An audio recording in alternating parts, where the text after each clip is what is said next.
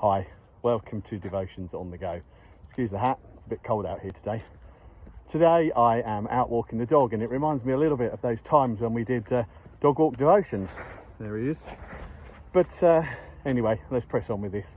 I was reading Psalm 56. It says, "When I am afraid, I put my trust in you."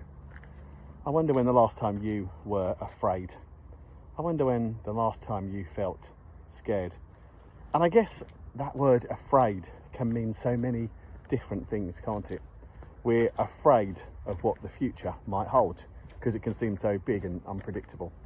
We're afraid of whether or not perhaps we can afford to put our heating on because we don't think we can afford to pay for it.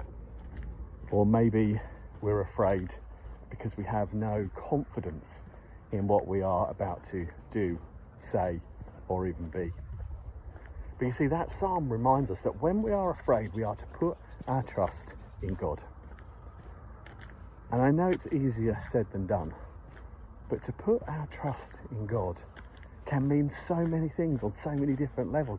And that's the wonderful news that we hear about Jesus Christ.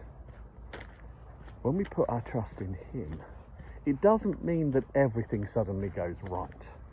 But what it does mean is that the future is a little bit easier with him.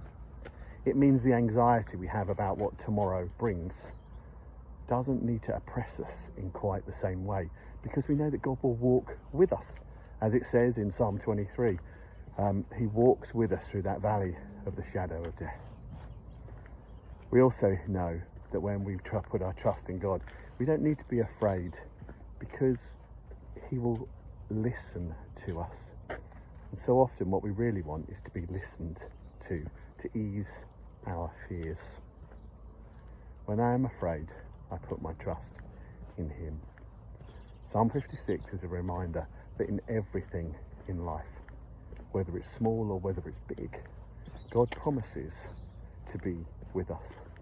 He is trustworthy, and it is in him and him alone that when we place our trust, we can be confident that we walk into whatever it might be, knowing that God, the creator of the universe, in whom he brought Christ into being, it's as the human form of God himself, that second part of the Trinity, God the Father, God the Son, that he is with us in all things, and he lives within us to guide us and to keep us.